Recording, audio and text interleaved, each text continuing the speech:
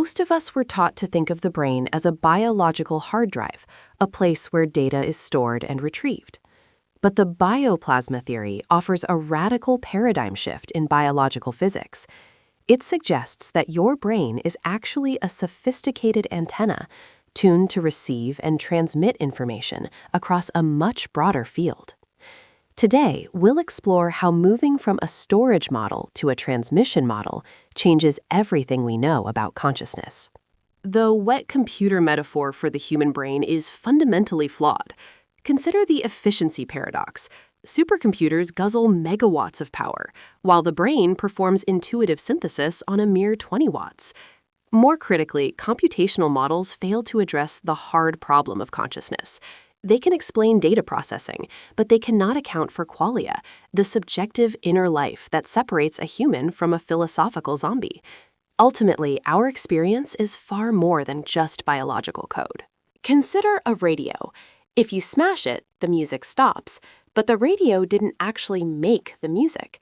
This illustrates a fundamental shift in perspective. The idea that the brain doesn't produce consciousness, but instead receives and filters it from a non-local field. We aren't isolated processors. We are nodes in a vast network.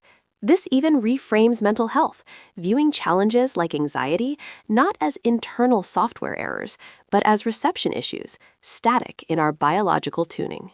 To understand Homo electronicus, we must look beyond classical matter.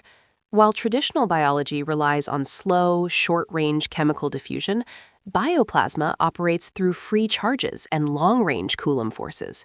This shifts our internal response speed from milliseconds to the speed of light, driven by quantum coherence rather than random motion.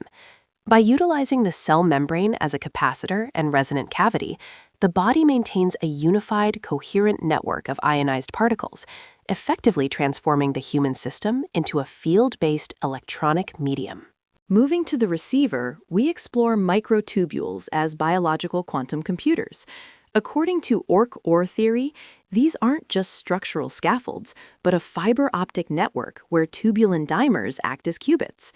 Sheltered within hydrophobic pockets, they maintain the delicate state of quantum superposition. We see this in action with anesthesia. It binds to these pockets, dampening the system's resonance with the quantum field. This suggests consciousness is less about neural firing and more about our cellular hardware tuning into a fundamental frequency. Beyond simple ions, we're exploring the theory that our brains use light to communicate. By acting as a photonic waveguide, myelin allows for optical signaling at speeds of 300 million meters per second, dwarfing standard electrical transmission. This isn't just about speed. It suggests a holographic processing model. Because information is distributed non-locally across this optical network, it explains how complex memories can persist even after significant local neural damage. Melanin is far more than a pigment. It is a sophisticated organic superconductor. This material acts as a universal transducer, capturing electromagnetic energy across the spectrum, from UV to sound, and converting it directly into biological signals. It functions as an organic transistor with bistable switching capabilities. But the real breakthrough is its ability to exhibit room temperature superconductivity when hydrated. This creates frictionless pathways for energy transfer, effectively turning biological systems into high-efficiency hardware. Water isn't just a solvent, it's our primary biological battery. By forming a fourth-phase liquid crystal lattice known as the exclusion zone, our cells create a massive voltage potential between negative and positive charges. This system is actually powered by infrared light, making us effectively photosynthetic. When we're dehydrated, this antenna-like structure collapses, resulting in signal noise that compromises our entire cellular communication network. Think of your heart as the body's primary oscillator. While we often focus on the brain, the heart's electrical field is 60 times stronger, and its magnetic field is a staggering 5,000 times more powerful. Under the operating system of coherence, an ordered heart rhythm actually entrains the brain. In this state, the brain acts as the receiver, synchronizing its patterns to the heart's dominant signal for peak physiological alignment. The transmission theory proposes a radical shift. Your brain doesn't create consciousness, it broadcasts it. Think of the brain as a reducing valve that filters a vast mind at large into a stream for survival. This means death is simply the end of a local transmission, not the signal itself. It also defines a hard limit for AI.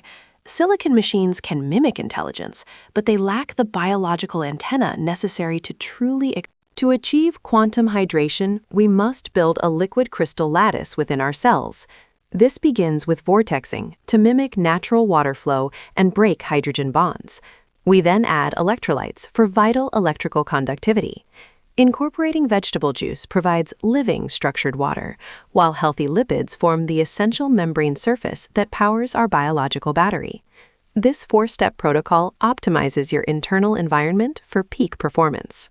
Protocol B focuses on two key elements: power and tuning. We start with the sun charge.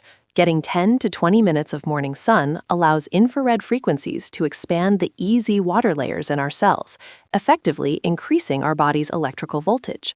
Once powered up, we tune that energy using heart-math coherence.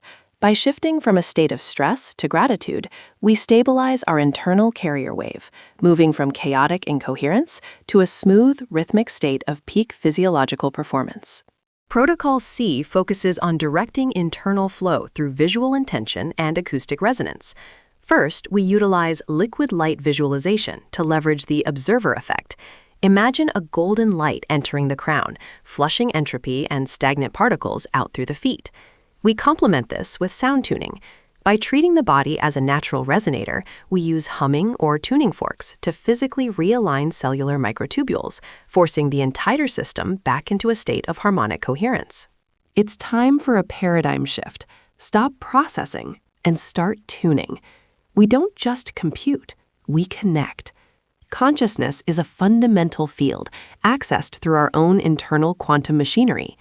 Remember, the signal is always on. Genius is simply the clarity of the receiver.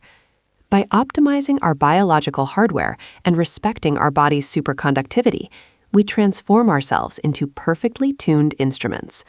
Stop the noise, start tuning.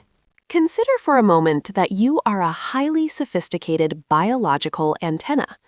The bioplasma and antenna hypothesis suggests that we aren't just observers of the universe, but active receivers designed to interface with its energetic frequencies. You are constantly capturing and processing information from a vast, invisible network that connects us all. This shift in perspective reveals our profound, resonant role in the cosmic architecture.